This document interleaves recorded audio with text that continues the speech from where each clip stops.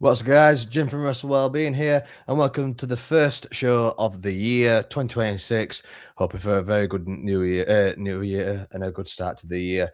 We're just at 97 subscribers at the moment, so if you are watching for the first time, first of all, welcome. But obviously, if you would press the subscribe button, I would massively appreciate it. Let's get to 100 subscribers, hopefully by the end of 2026. If not, let's try for 2027. Sod it. Let's do it. So yeah, today's show, it's a bit of a weird one today. But I'm joined from a very good friend. Can I just interrupt? Why did you want to do wrestling pet peeves for the first episode of 2026? Well, we're wrestling fans. We're all miserable. I mean, can't argue with that, really, can you? I mean, all wrestling fans do is complain, so we might as well do a bit of complaining. But yeah, guys, as you can see, I'm joined by my best friend, absolutely massive part of the channel, Magical Wrestling. Liam, how's things, mate? Very well, mate. You have a good Christmas? Yeah, we're all right. Mostly focusing on my niece and what have you, getting her presents and seeing her reactions. What about you, bud? I mean, after the year I've had, I will be honest, 2025 was an absolute solid year, for the channel. It was nice to have a couple of, obviously, breaks and stuff like that. But once you said that wrestling pet peeves, I'm like, I'm here. First show with my good pal Jim. Can't go rumble. I mean, we can't go wrong, bud, can we? So we put this on our Instagrams as a collaboration, and Liam said before we came on stream, Liam said that he'd got quite a few. We've got one from Lunatic Louise, got some from a couple of people. Also got one from a very good friend of mine, Dave. Massive shout out to Dave. So yeah, first, so let's start, Liam. What is and I want your first pet peeve? That for some bizarre reason, I want to start off with a big one. Is why is it that female wrestlers get more scrutiny than men do? It's a good one to start off with, mate. Absolutely. So I completely agree with that one. It's it's very rare that we see male superstars getting sort of like I'm trying to think of the word, be the staplement of criticism nowadays. It definitely seems as though women wrestlers are more the staplement of ridicule and, oh, she's done this wrong, she did this wrong, she did this wrong, sort of thing. So I completely agree on that one, mate. And obviously last year, myself and you did that episode where we talked about everyone's favorite, Mr. Meltzer, about his treatment of female wrestlers and how we weren't a fan of that. He'll probably never see it, but it'd be funny if he did. You never know, right? Yeah, you never know whatsoever. So my first pet peeve is, and I actually sent you my first pet peeve. I actually forgot what it is. I'm going to be honest with you. I'm going to get it up now. So mine is, what I don't get is fans saying that Triple H should step down as a content creative officer and that they want Vince back. But then, because it really does me head in when all they'll do is we want to, you should push LA Knight, this. And I can guarantee you, 2 weeks into them pushing LA Knight, they'll want someone else. They'll want someone else. They'll want someone else after that. Same as when we had Cena's retirement tour and Gunther submitted Cena. For me, that match was perfect. It was brilliant. It were fantastic how they ended it, because it wasn't that Cena was giving up. It's that Cena was like, I'm ready to go. I know that I'm being bested. I'm passing the torch to Gunther. I mean, the amount of heat that Gunther has got ever since that match is the reason why they did it. It's like they say on the Unreal video series that they did for the first one. It's not up here, it's in here. And obviously there's a lot of wrestling fans that just think with this. They don't think with this. It's that sort of thing. I think the thing is as well, fans want, this is what we've obviously learned, is fans want things instantly. Do you know what I mean? They're not, I mean, when was the last time can you think of a long-term storyline which really planned out? I think the last storyline I can think of that we really thought out was the Bloodline. Yeah, but then how long before into the bloodline did fans get sick of it? About 2 minutes. There you go. That's my point. Do you know what I mean? People I think saying that we Roman should have been pinned and this, that, or the losing title, but then so like when he were against Drew, Clash at the Castle, Drew should not have won that match whatsoever. It was perfect the way that they did it. Bring Solo in. That's how you get Solo in. Have Solo cost Drew. Then that builds Drew as the ultimate babyface to go against Roman, to go against his bloodline, this, that, or the blah, blah, blah. You keep building it, keep building it, keep building it, keep building it. You have him face all these people. Eventually, people are going to start getting sick of it. And that's what they want because they want you to boo Roman more than you want anyone else to win, sort of thing. It's like, oh, for God's sake, just get the title off him. And the reaction when Cody beat Roman at WrestleMania 40 other year, that were deafening. It were unreal. absolutely, and it was well told out as well. Do you know what I mean? So, but yeah, in the terms of obviously with Triple H and stuff like that, I mean,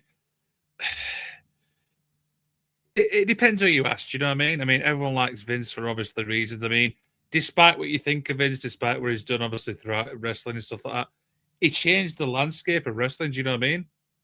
Mm-hmm. You see, the thing that I have with people saying that they want Vince back is you look at the last 10, 15 years that Vince were in charge, all we had was pure shit. Yeah. For me, Vince's best days was the Attitude Era and Ruthless aggression. very start of the Ruthless Aggression. So you had Rock, Stone Cold, Taker, Kane, all these big names, all these big superstars that were made by Vince. You then, as you got into the PG era, past the Ruthless Aggression era, you had people coming in that weren't WWE bred superstars, sort of thing.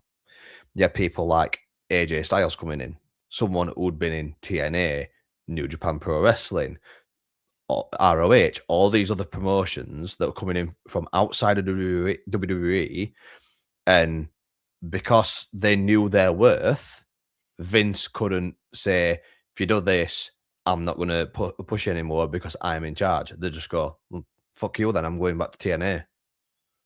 That sort of thing. And that's why I just think that, and there's one thing I will never forgive Vince for, and I blame Vince for this every single day of my life.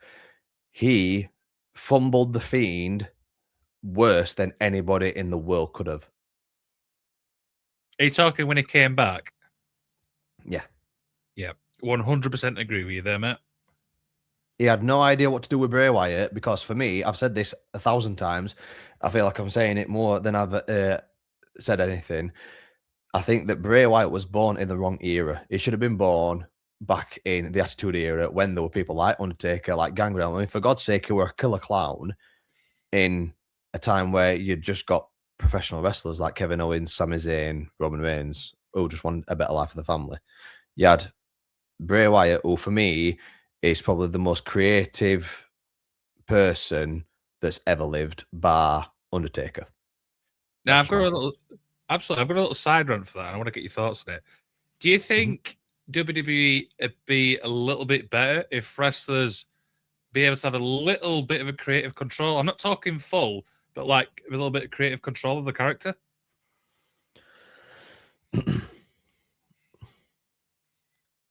I think that with some wrestlers it would, with others it won't. Example?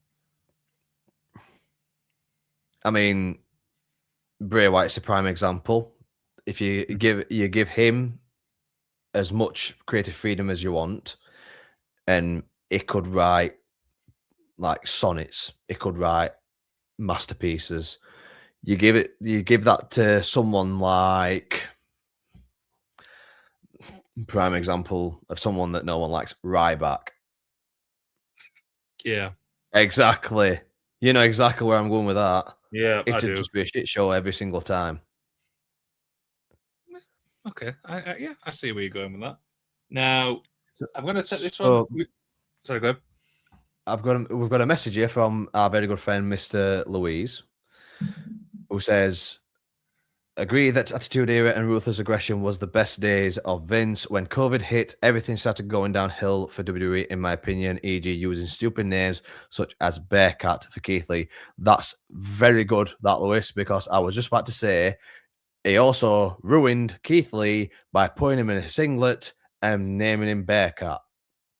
I mean, I love Keith Lee. I think he's amazing. I think he needs to come back to WWE. Second message from Louise is on WWE Unreal. I think it showed that Cena had a bit of creative freedom for his heel turn.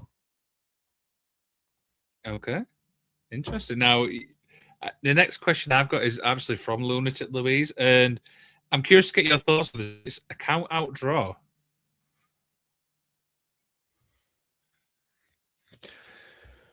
A count out draw. So,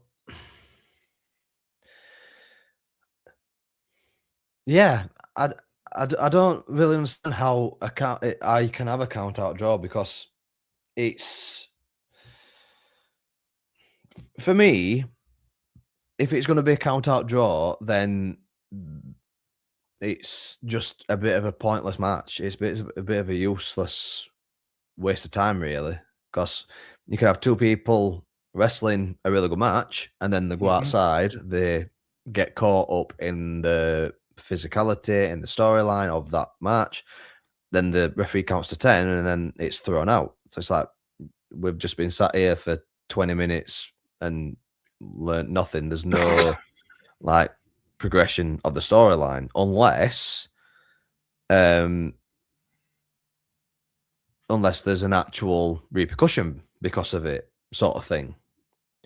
So yeah, that's quite a good one. Louise has just commented as well. Don't like them because it confuses the crowd. I do understand where Louise is coming from there with that one. It's and he's just put it also downgrades the match. I think that's a good shout as well, Louise. That mate, well done. What about you, Liam? What do you think, bud? For me, it all depends. Like, is it building up to like a rematch or something like if it's like a one-on-one match, you know what I mean, single, you know, and stuff like that. If it's building up to like a no DQ match, you know, something like that, then I can obviously get behind it. Yeah, I mean, I'm not sold on the idea, but I don't class it as a pet peeve for me personally. It's like you say, if it's to extend the storyline to a bigger match, so you have a traditional wrestling match, it goes to a count out draw. If it's then pushing to a false count anywhere match or an Iron Man match, and then that then progresses to, say, a steel cage match, then fair enough. That's that I can see why they do that, but I'm trying to think what match it was, and I think it was in the Vince era again, where there was a count out draw, and then the week after they had the exact same match, but it was a DQ finish. So it's like, you've just wasted his time again, you stupid old twat. What are you doing? Proper Yorkshire, that weren't it? Oh, proper Yorkshire. You're right. Well, that's a whole debate itself. Never mind. Let's not get started on that one. So I've got one from my friend Dave, who I'm a very good friend with. One of Dave's pet peeves is fans getting mad because of slow built storylines. Example, the end of Cena's run. What's your thoughts on that, mate? Yeah, I mean, it all depends. I mean, what do you class as a slow like build? Do you know what I mean? Is it like over a certain amount of time? Is it a year build? Is it a 2-year build? Because we've seen like storylines build over 3 years, and they are really good. What's the context there? Yeah, so I think the prime example for a long book storyline is the Bloodline, because that went on forever. I mean, what 5 years, 4 or 5 years. For me, that I actually watched back the entirety of the Bloodline storyline thing. It's on WWE's YouTube channel. And when I watched it, I kind of did what me and you do now, where I basically analyzed every single bit of the storyline, every match, every promo, every like just facial feature and on all wrestlers involved, every wrestler that was involved for a particular reason, sort of thing. For me, it was the one. It was one of the best booked storylines, long term storylines I've ever seen in wrestling altogether, whatsoever.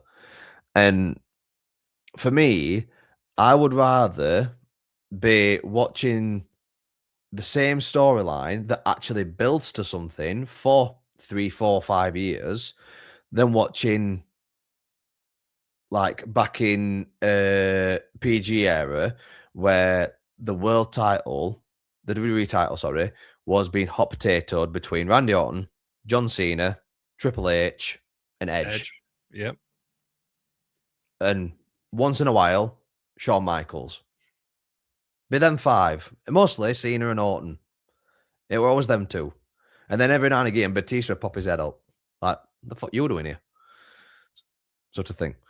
I always thought that Batista looked better with World Heavyweight title, if I'm honest. You know, the big, that one.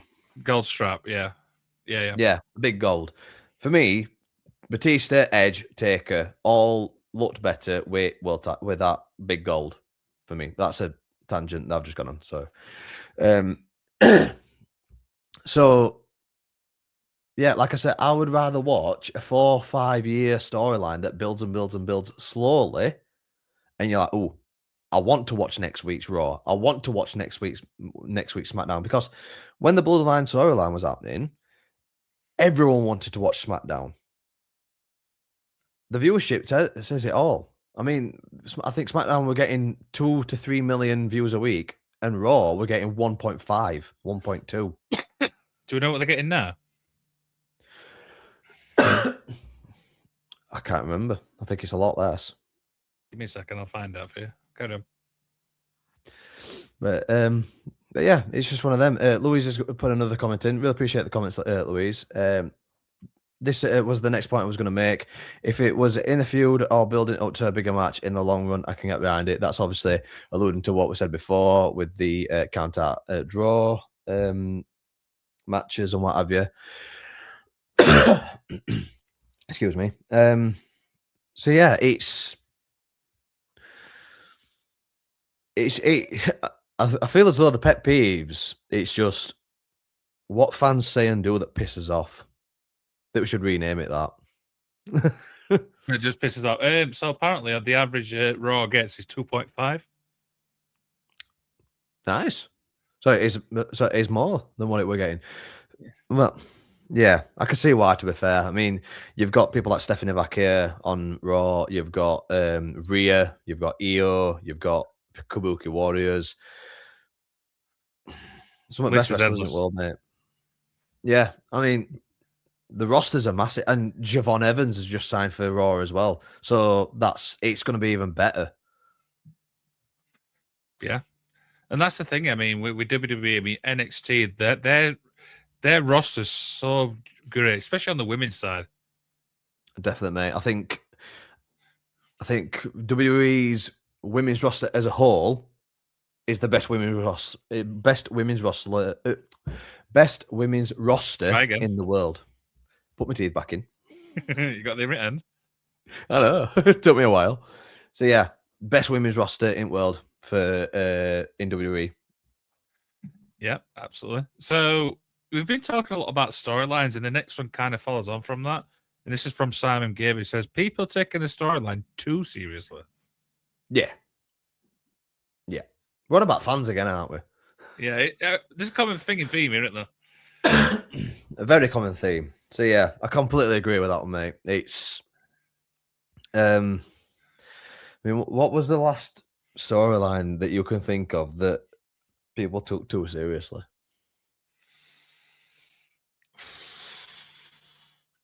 Do you know what? I don't even know.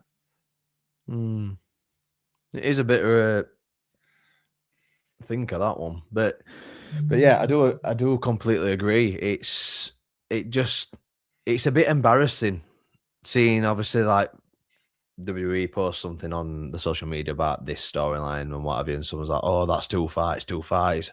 It's this. They shouldn't be doing that. They shouldn't be doing this. They shouldn't be doing this. Shouldn't be doing this. If it were me in charge, I'd do this." It's like, well, you're not in charge, so shut up. There's a reason why Triple H is where he is, and you are where you are. Exactly. And then people make it personal, go, "Oh, he's only there because he slept with Vince McMahon's daughter." Like, no, he obviously knows what he's doing. So next one for me is, now this is just a personal opinion. I don't know what you think, Liam, and anyone that's watching. If you disagree, it's completely fine. This is a personal thing. I really, really liked watching WWE Unreal. I thought it were really interesting, really informative, and yeah, it's breaking kayfabe. But let's be fair, kayfabe's been broken for nearly 40 years. I'm trying to think of the first documentary thing which came out. Do you know, we like behind the scenes thing? It was that Dark Side of the Ring. No, there was something before that. I'm sure there was.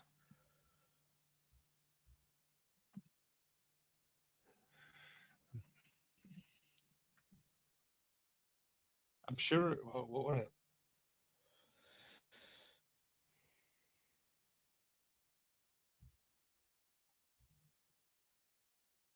I think it was Beyond the Mat. Beyond the Mat, yeah. So yeah, people complain saying that they're not keeping kayfabe alive. Kayfabe's been dead for years. When did And Beyond the Mat come out? 99. So you know what I mean? I was 4. Yeah, there you go. I'm 30 now. I was 4 years old, guys. Come on, let's be fucking real, for God's sake. It's like I said, it's just getting to the point where it's just a bit embarrassing, really. And it's people saying kayfabe, or they're ruining kayfabe, this, that, and other. It's like, you don't have to stay in character as much as they used to do. I mean, back in Attitude Era, when we had Taker and Austin and all that, staying in kayfabe was like a key element of the business. Now, everyone knows what goes off behind the scenes. Everyone knows, because everyone's got a phone. Everyone's got social media. And it ties on to my next one, but I'm going to leave it for a bit. Louise, we're another one. He agrees with me. Unreal was fantastic. Love seeing what went on behind the scenes, especially when they dived into what went down with Stratton and Flair. I second that massively. Is that on that? Because I've not even seen that bit. Yeah. So, you know, when obviously Flair and Andrade split up, Mm-hmm. I think it was either the SmackDown or the Raw after that, It was where where Tiffany said, you might be good at winning at WrestleMania, but you're 0-2 in life, because she's had 2 failed. Yeah. I think she's had a couple of failed relationships or marriages or engagements or whatever. So then after that, someone went up to Triple H and said, Charlotte's upset because Tiffany said this. It wasn't in the script. It wasn't what Charlotte signed off, so she's upset. Straight away, Triple H said, right, Tiffany needs to be pulled up, tell what she's done wrong, and she needs to apologise to Charlotte. Would Vince have done that back in the day? No. I remember it. Yeah, it's, if I remember rightly, it's when she said that Kaiser was sliding in a DMs or something. Yeah. Well, that whole segment went down shit pipe, if you remember, because everyone was just like, what are you doing? Because weren't it in Chicago? Because everyone were booing Charlotte right back, and she got really, really like she were really uneasy. You could tell in her face straight away. She was like, "Oh, I don't know what to do here. What do I do?" Flustered. Yeah, she were really flustered, and it were quite uncomfortable to watch, if I'm honest. Yeah, I'll have to find that. Do you know what I mean? I'll find the information. I will let you know. Yeah, definitely, mate. What's your next one, mate? Now, when I put this obviously on Threads somehow, the one which got the most thing in, I think you might agree, is the What Chant. Oh, Fucking Americans, mate. As that start, I'm though, sorry let's if be you're honest. American. If you are American, I am sorry. But can we please stop with the what chance? Steve Austin doesn't wrestle in WWE anymore. He doesn't even wrestle in AEW. I can understand if he were in a different company. He's retired, for piss sake. Let him go and shut up. The thing that really annoys, I'm going to fucking rant about this, and I'm going to go on forever. The thing I hate about the what chance is they do it with Buckle wrestlers up, that are boys. supposed to be. Hold on to your butts. They do it to wrestlers that are supposed to be faces, like they did it to Alexa Bliss other week. Mm-hmm. Granted, Alexa Bliss knows how to deal with it, but remember just before WrestleMania when they did it to Jey Uso, and Jey Uso were cutting a really impassioned, really like deep promo every 2 minutes. What? It's like, mate, shut up, you redneck twats. Will you, for God's sake, just keep your mouth shut. It's not hard. And yeah, this is why, for me, wrestling in Europe, particularly France and UK, and where else? Germany, is a lot better than in US because us as fans actually care. I mean, you see, you can hear the crowd reactions. You see the like look on the wrestlers' faces when we start doing chants and everything. They're like, "What the hell?" I mean, when we had Money in the Bank over here in London, we're not in London. We're not twats. We're not that posh. When it were down London, and they did Money in the Bank, and it were Dominic versus Cody in that match, and Cody had got that sling on his hand. As soon as Cody Rhodes' music started and he walked out, and all crowd was singing along to his song, you see it on Cody's face. He's like, "What the hell?" And then he gets right pumped up about it. That's what we do over here, not just in UK, but in Europe as a whole. And that's what America's missing. I think what it is that because it obviously started in America, and it's been America's been its home for that long. I think American crowds have just got a bit. They've got a bit comfortable with having it there. That's why they've kicked off so much that Saudi Arabia's got Royal Rumble. That's why they've kicked off so much that they're in Europe this week and next week. But the crowd reactions are the reason why. I mean, they went to Puerto Rico for Backlash or something when Bad Bunny faced Damien Priest other year, and I think it was. Bad Bunny walked out, and it were deafening. There you go. Yeah, but I mean, straight away when I posted this, the one which got the most thing were what chance. I can't stand it, mate. Honestly, it's every single time that they start doing what chance, I have to turn it off because I just get annoyed. Thing is, you can probably actually pick out when they're going to do it as well. Yeah, exactly. So, but yeah, that's the one most common one. What about you, mate? Another one from my friend Dave, and we know exactly where this is going to go. So, people in the comments, if you agree, let us know, and I'm sure that you will. Our very good friend, Mr. Dave Meltzer, with his match review, with his match move on. Next, move on. We've done a show about this yet. It's a pet peeve. I can't fucking stand it. And even Brian Alvarez has obviously like pulled him out on it. Yeah, I mean, I've said it.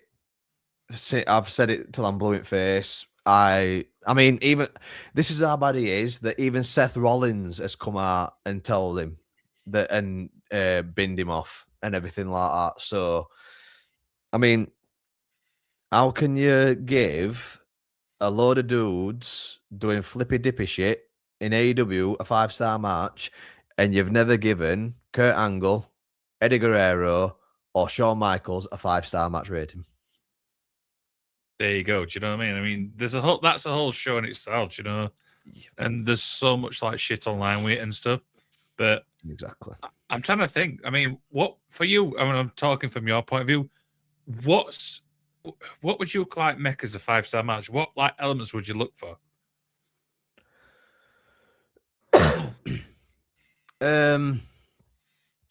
So realistically, for a 5-star match rating, And you're I'm looking talking in your at opinion, by the way, yeah? yeah. I would be looking for fluidity. So how smoothly the match goes. Um, and I don't mean no botches or all that because at the end of the day, people make mistakes because we're all human. So that these things happen. The crowd participation. If it gets the crowd going, then it's good. The selling has to be on point as well. Mm-hmm. The chemistry between the wrestlers has to be on point as well. And it's just like when you've got two wrestlers in the ring that know exactly what they're doing and everything like that, and they know their role, they know that what they're doing, and I mean, even I've got to say, even the referee, you've got to have the right referee as well. If you've got the right referee, then it makes the match 10 times better, Yeah. sort of thing.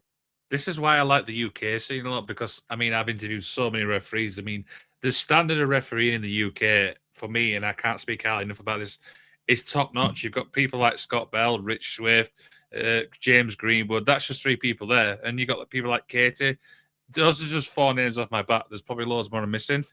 Those, do you know what I mean? The actual, do you know, they're speaking to all those, knowing now what I know about wrestling, it's not easy being a ref. No, not at all, mate. I mean, everyone thinks that you're just there to count and dress like a zebra, but you could not be further from truth than that. And I think people, when they're getting into wrestling, whether that's as a wrestler, as a commentator, or whatever, I think they should take a class in being a referee alongside whatever it is they're doing so that they know what it's like to be a referee, because then they would appreciate and understand the art of wrestling a lot more. Yeah, and one thing I would say as well I like about some of the refs is they've obviously tried out to be a wrestler, but they want to be involved in the referee side, so they know, do you know, what goes into a match. Exactly. I mean, you mentioned a couple of referees there. I've had Steve Grimshaw, the most viewed episode on my channel. We know Gary from UKW. Shout out to Gary. And then we both had on Steve Dean, who is both a wrestler and a referee. So he knows exactly what it is that goes into every match, both as a wrestler and as a referee. I mean, I'm not to like toot my own horn here, but I have obviously had somebody like a Jimmy Corderas. Do you know what I mean? That's an old school ref. Exactly, mate. Exactly. I mean, he's going to know things that most referees nowadays won't know. And he'll obviously be sharing that knowledge with people as he comes into contact with them. Absolutely, and stuff like that. Is it your go for another one, mate, or is it mine? Well, we don't have to take turns, mate. We can just do rapid fire, really. Yeah. Now, following on from the what chance, the next one, which this is like the second one, which was table chance. We want tables. It's a chuffing. It's a singles match, boys. Shut up. Again, the Dudleys are no longer wrestling. Shut up. If you want tables, wait for a TLC match. If you want tables, wait for a tables match. Not every single match wants tables. Just because someone's a bit hardcore and they like to swing a bat round doesn't mean that we should put somebody through a table. It hurts. Shut up. There you go. And there's sometimes you see it where tables don't break. Oh, it's even better. I love them, me. I think they're brilliant. There was one in the BWR when I went to that Grimsby, and the amount of times I tried slamming him through the table, it just would not break. I don't know what the fuck that table was made of. I think I'll have to send you the clip. You know, it is obviously on YouTube, but literally tried so many times just to slam him through the table, but it just would not fucking break. Oh dear. So next one that I want to talk about is something that we've discussed on another video that we did. It's fans complaining about seeing referees holding ladders when wrestlers are on it, or like saying to wrestlers, or like motioning to them, it's broken, don't use it. For example, WWE Money in the Bank a couple of years ago here in the UK, down in London, Damien Priest tried climbing up a ladder, and the bottom of the ladder was fucked. Sorry, excuse my language, but it were just gone. And Jessica Carr kept motioning to Priest, "Don't use it; it's unstable. Don't use it; it's unstable." And crowd started booing. Like, she's there for his safety. If he goes up that, falls off, breaks his ankle, breaks his leg, breaks his arm, whatever, he's out for 9 months. You're then complaining, saying, "Where's Damien Priest? Where's Damien Priest? Why isn't he on show? Oh, he's injured. Oh, he's injured because they don't look after the wrestlers." No, he's injured because you fuckers were fucking booing referee for telling him not to go up a bastard ladder that were bollocks. I mean, you've hit the nail on the head there. You know, the one big word you said there, safety and stuff like that. And I always remember what Miss Rebecca said from Fight Factory, and she said that one of the referee's jobs is the health and safety. And if they can't tell a wrestler's injured, just as an example, they shouldn't be a referee. Do you know what I mean? It's one of the best clips I've ever done. But I think that's what fans need to understand.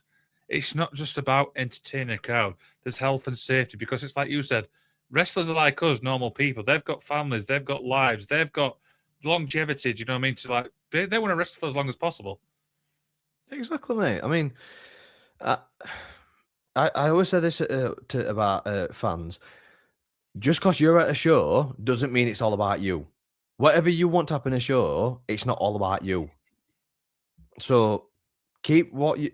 If you want it to be a certain way, fair enough. But if you want it that way, run your own promotion and book it that way. But I can tell you now, you book it like that, you're not going to last 10 minutes. There you go. I think, to be fair, mate, I can't say that any better than what you've said there. I mean, the amount of times that I see comments saying, "Oh, if they should do it like this, they should do it like this, you should book it like this, book it like this," and I always come back with, "But have you thought of this, this, this, this, this, this, this, this, this, this, this?" Straight away they come back, "No, but it's fantasy booking." Well, no, it's not fantasy booking because you've just said that you would do it like this. Definitively, you would do it like this. So you're saying the way that you would do it, you have not obviously not thought about it properly. So then you're backtracking, trying to say that you were either kidding or you were fantasy booking. Which is it? There you go, man. I think, to be fair, mate, you're speaking so much sense. I can't even argue with you. 2026, mate. I've turned over a new leaf. I'm no longer talking shite. Oh dear. Now, very fair point. So I want to throw a big one into a big debate one, and it's wrestlers meeting wrestlers outside like the ring. Do you know what I mean? You see like people like in airports going up to them, meeting them at hotels and stuff like that. Do you know that sort of stuff? Detest it, mate. Detest it. I mean, prime example, Rhea Ripley being swarmed when she was trying to get to a car. I can't remember where it was. Where we're at now, that? We're in Germany or something like that. I'm sure it's over here, like over in Europe. Somewhere, yeah.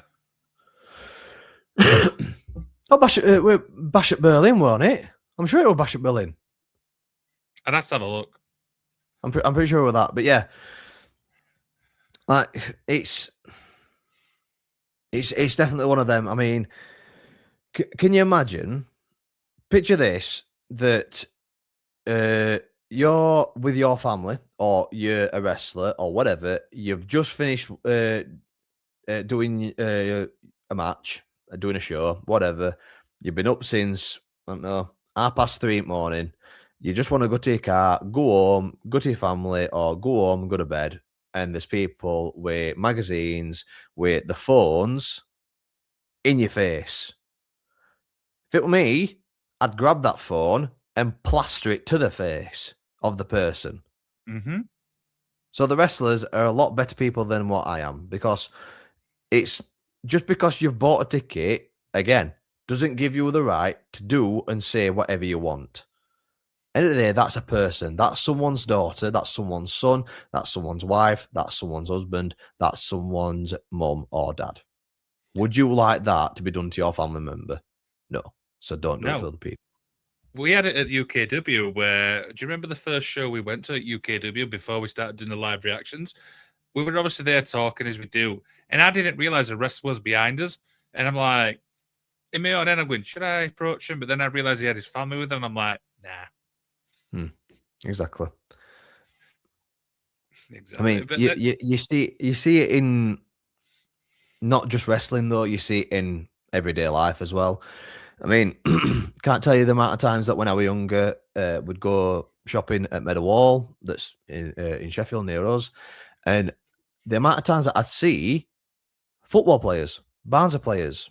I'm pretty sure that one time I saw Adam Hamill and Mark Roberts just walking through Meadowall with each other. Could tell it were them because they'd got great big Barnsley shirt on with AH and MR on it. And it was Mark Roberts. I mean, you can't exactly miss Mark Roberts. He's 6'9" and got bleached blonde hair. Did I go put to him and ask for 1,000 autographs? No. I treated him like a normal human being. Just went, all right, lads. And that was it. yeah. And I think what else I want to expand to that, obviously, with the social media side, because, and obviously you can vouch for this as well, as we're in a fortunate position that we obviously speak to wrestlers and stuff like that. So we get to know the people outside the ring. Do you know what I mean? I mean, I remember when Casey Owens said that people were following his sister, for all that wrong reason. I'm like, what are you doing? It's like on my Facebook, I mean, I'm not going to lie, is I get like friend requests from like, so not friend requests, friend suggestions from like, oh, this person's, but it's this wrestler. Do you know what I mean? I'm like, do I want to add him? I'm like, no, because it's like you said, it leads back to like the privacy thing. Exactly, mate. You've hit nail right on the head there, bud. It's like I said to you the other day. I think that social media is not only the greatest thing that's ever been created, but it's also the worst at the same time because of what people use it for. I I'm mean, gonna say, there are, I'm gonna, I'm well, sorry, I'm gonna say right now is, I feel like the bad outweighs the good. yes, definitely, absolutely. The amount of vindictive and horrible people in this world massively outweighs the good people in this world, and that's a sad thing because you think that nowadays, especially when we're coming into a time where there's a lot of political correctness, there's a lot of people calling snowflakes, there's a lot of people that are like, I don't want you to call me this, I want you to call me this, I identify as this, I identify as that. You'd think that in today's day and age that people would be more compliant with people's privacy. We think with just being like, right, that's someone that I don't know. I know of them, but I don't know them personally. If you know that person personally, fair enough. Go up to them. If I see someone that I know personally, I'll go up to them, say, "Oh, give him a hug," and we'll have a chat. If I'm passing someone in the street, I'll just go, "Hiya," and that's it. End of the day, There I you don't know go. this person. What? How would you react? Like I want to obviously expand on what you just said. There is, if you obviously go up to somebody, let's say you've interviewed, like when you saw Steve Grimshaw, what was the first thing you did? Because you've obviously spoke to Steve, but what was it like that first interaction? I screamed his name. I went, "Steve!" And he just went, "Jim!" He walked over to me and gave me a big hug. But I did say to him that we're going to Kingdom Wrestling. We're going to watch Toyal Rumble. You're going to be there. Yeah, I'm there. Right, I'm going to give you a big hug. Yeah, you best do. That was a conversation that we had over messaging. So then, obviously, there were Steve there, Nikki was there, Gareth was there, obviously in crutches. I hope that I was I'm there. sure that yeah, you were there. Well, you went with me, and don't say it. I know you're going to say it. Don't say it. What? That we went to the wrong church. I know. Shut up. Don't do it. But yeah, obviously Jim, Steve were which church there. did we go to? Shut up. Nicky were there. Steve were there. Gareth were there. I hope that Gareth is getting better, and I hope he's fully healing nicely. And obviously, you knew more people then than I did because you've been around the industry a lot longer than I have, sort of thing. Um, and when we got sat down and everything, they were just normal people, and We that's what we forgot need to somebody. treat each other like. We They forgot were somebody. lunatic Louise there. Yeah, no, that's what I mean. We forgot him. We didn't forget him. It was in the So that there were a comments. lot of people there. All right, okay, go ahead. Lunatic Louise is part of that because he is choo choo.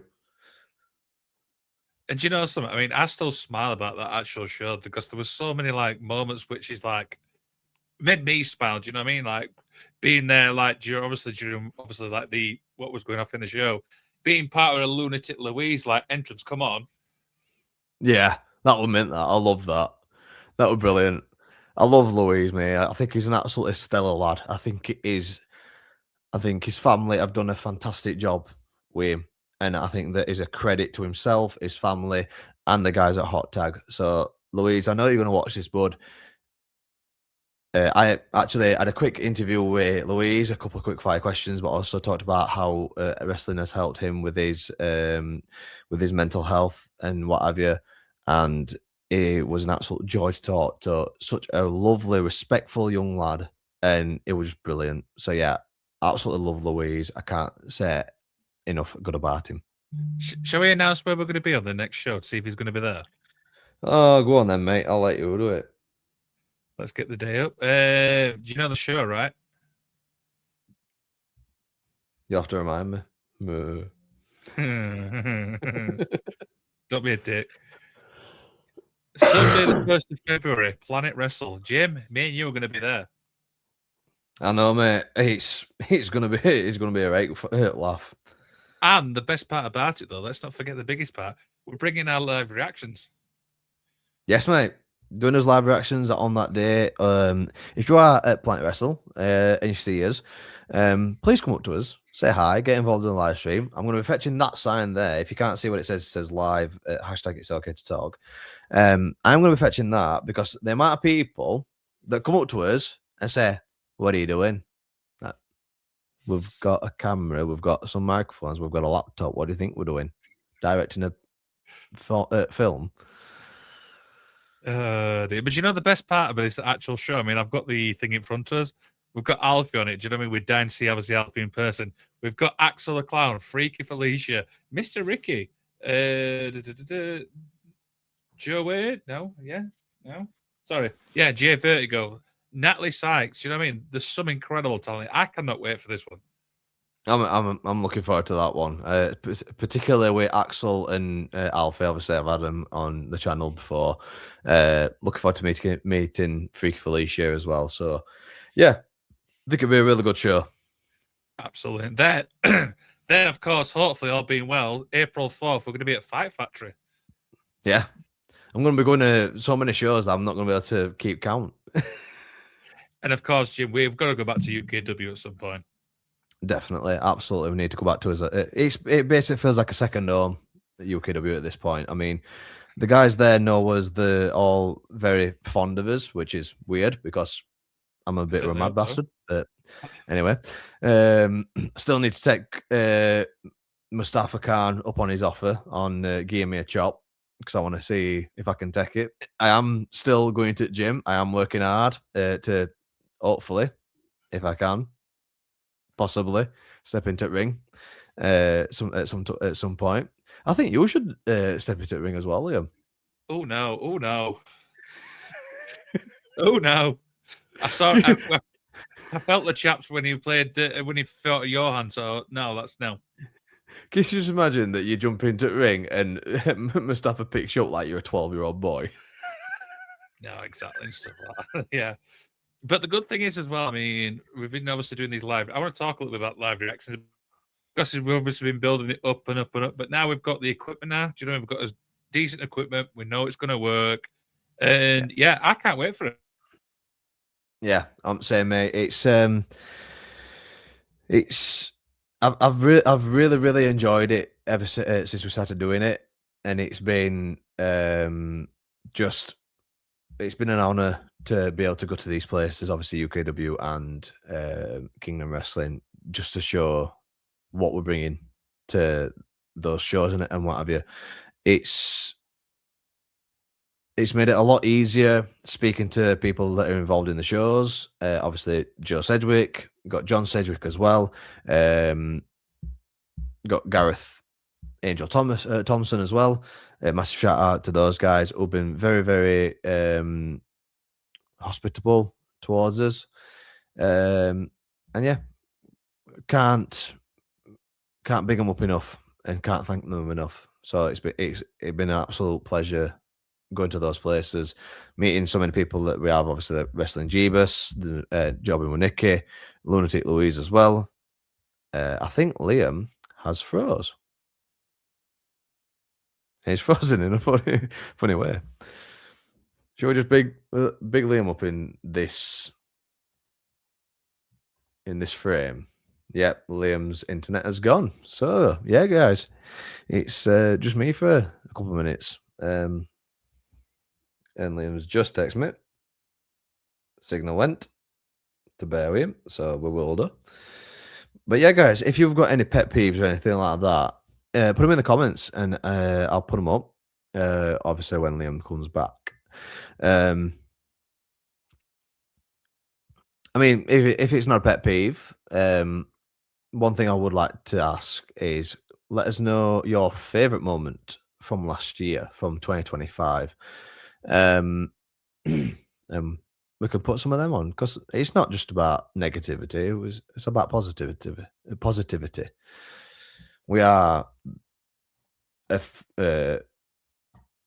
sort of fraction of the new day, positivity and all that jazz. So yeah. I'm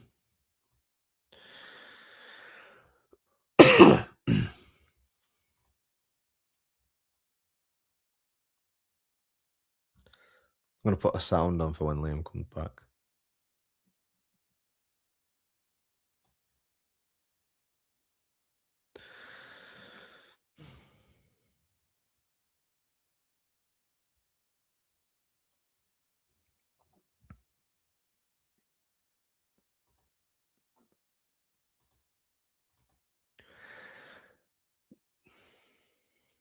But on the other side of it, guys, as well, is that if there's anywhere in particular that you guys would like us to go to, any show in particular, let us know. And myself and Liam will try and get to those as well.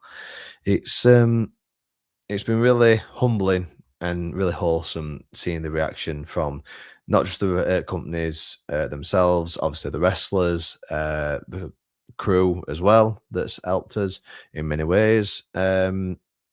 And then the reaction from you guys that have watched not just our live reactions, but also reviews. It's just been really helpful. So Liam is back. So watch this. Uh-oh, what's up?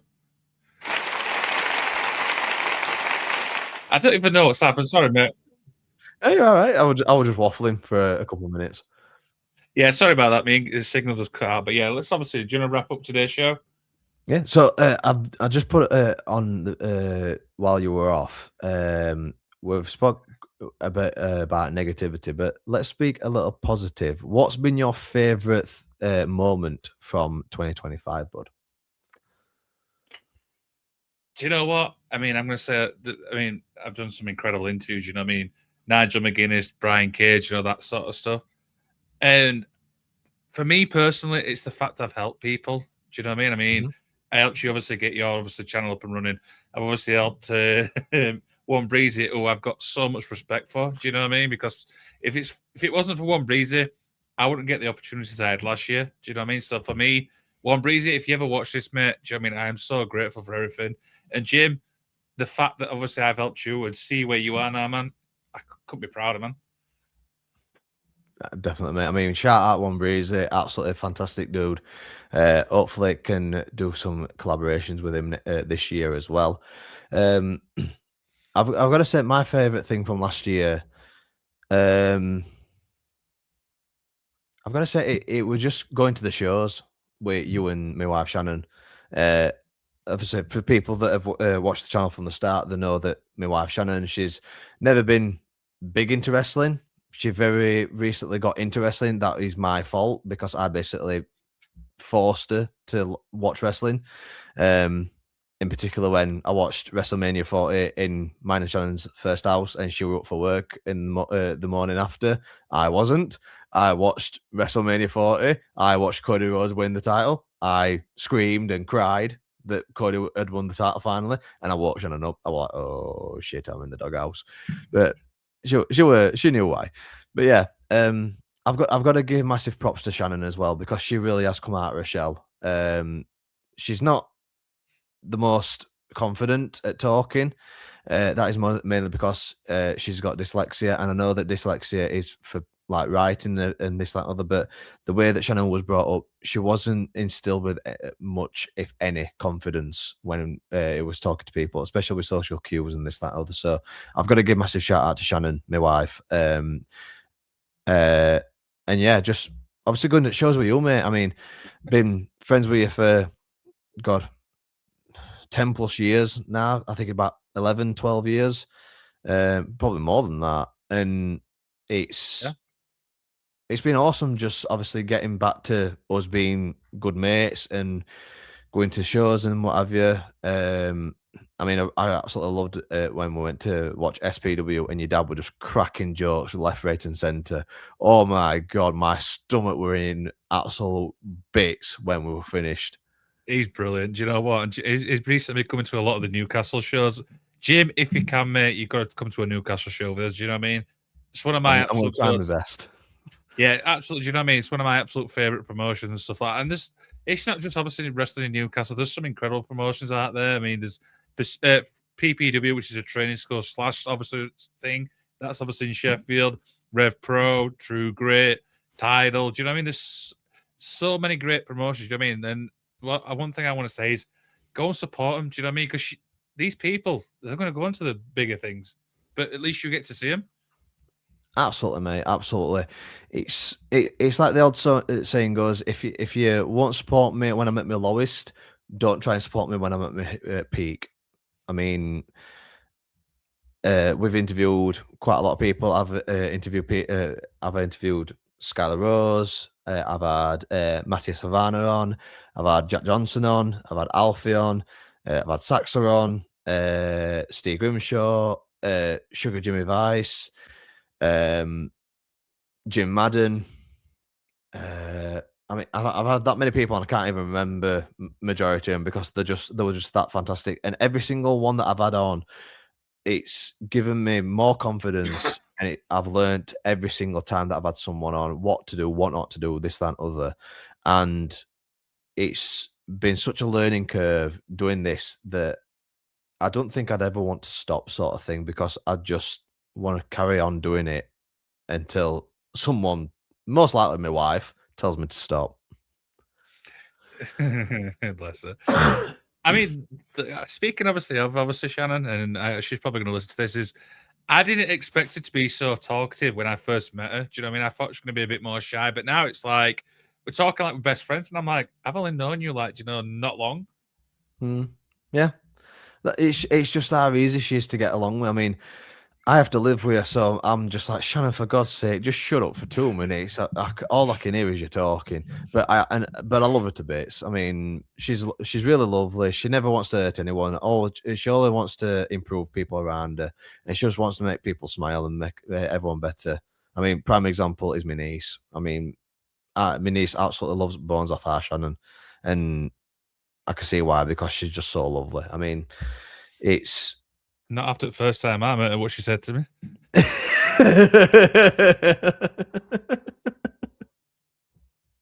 Oh, that's the thing. Next time we go to UKW and Nick is there, Nick is going to ask Shannon about bridges. Oh dear. But yeah, I mean, if any promotions watch this, do you know what I mean? And you want us to come to your show to bring us live reactions, reach out to us. You know what I mean? If we're free, we'll be there. Absolutely, mate. Do you want to end it there, bud? Yeah, let's wrap it up. I mean, what you got coming up? Absolutely, mate. So I've got 2 interviews in the pipeline next week. One is Monday at 6 o'clock. I've got the brilliant Freya Rose coming on to the Unseen Battles.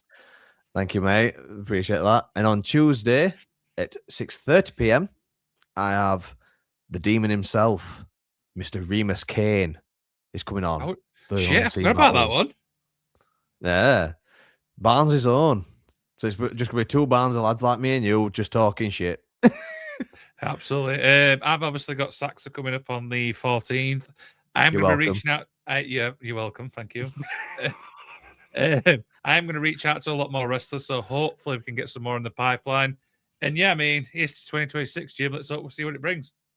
Absolutely, mate. I mean, like I said, guys, if you are a wrestler or if you are a fan of a wrestler and you would like to see him either on Magical Wrestling or to come on a episode of the Unseen Battles, please tag them in the comments below. Please send them this video and everything. We're more than happy to have any guest on, no matter their gender, no matter their preference or anything like that. At the end of the day, one, it's okay to talk, and secondly, Liam, everyone's got a story to tell. There we go. Thanks very much for joining us, guys. All the best for 2026, and we'll see you guys later.